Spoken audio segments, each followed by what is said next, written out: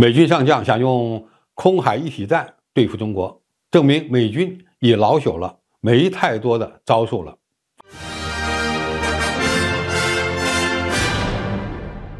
观众朋友，大家好，我是付建少。美军对于自身用武力干涉台海事务的能力日益表示担忧，对此呢还非常敏感。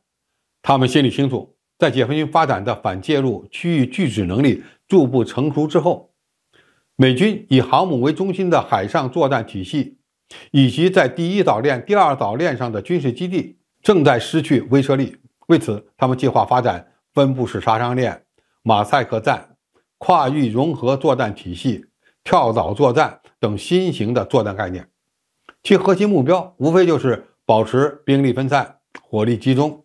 避免被解放军的导弹给一锅端了。但是，基于美军原有的作战经验，上述这些新型的作战样式并不完美，面临着许多难以克服的技术挑战。因此，美国各个军兵种在推进改革时都比较消极，实际的动静并不大。比如到现在为止，美国的海空军还是各自指挥自己的部队，没有建立起印太联合作战司令部，从指挥体系层面就无法适应与中国开战的需要。就在美军高层意识到在西太平洋与中国全面开战很可能打不赢而感到焦虑的时候，海军上将史蒂文·威尔斯和退役海军上将詹姆斯·福格提出了自己的妙计。这两位美军高官认为，关于任何兵棋推演出现美军惨败或惨胜的结果都无需恐慌，因为进行这样的模拟对抗是为了从错误中吸取教训，以便相应的调整学说、计划和战略。他们认为，解决方案可能需要采取回到未来的方法，并借鉴10多年前的空海一体战概念。早在2009年，美国海军和美国空军就开始以空海一体战概念为准绳，在联合作战层面上开展双边合作，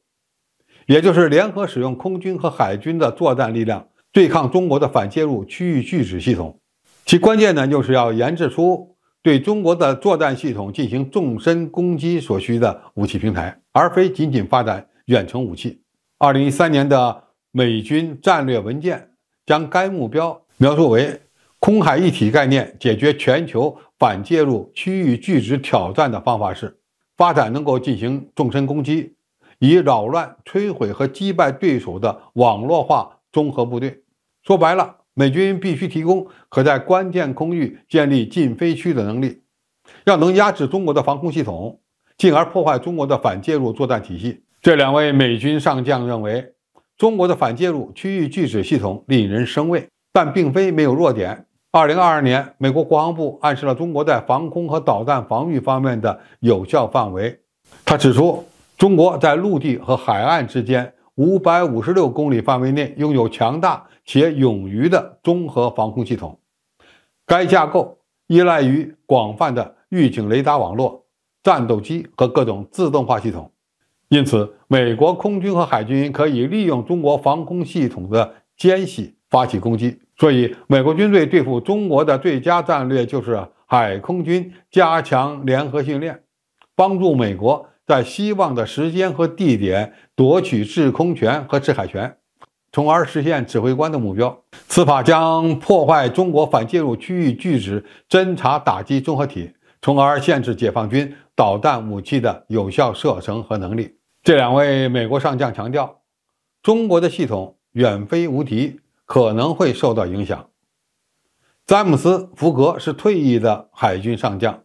他似乎一直活在过去，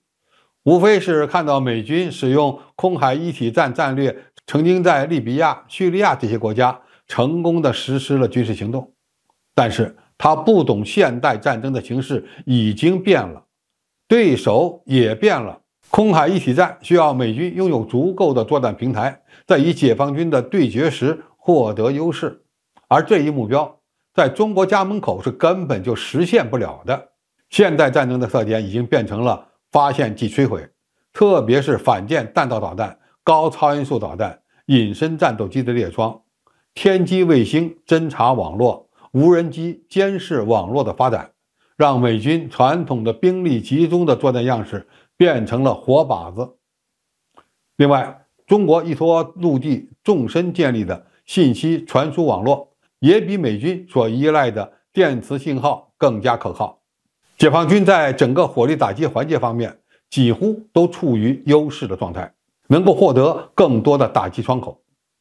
美国军队已经无法在中国周边建立起制空权和制海权了，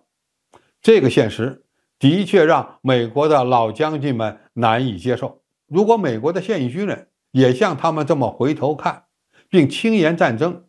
那可是要付出鲜血和生命的代价的。盲目自信终将要吃大亏，请记住这个忠告。好，今天评述就到这里，谢谢大家收看，我们下期再见。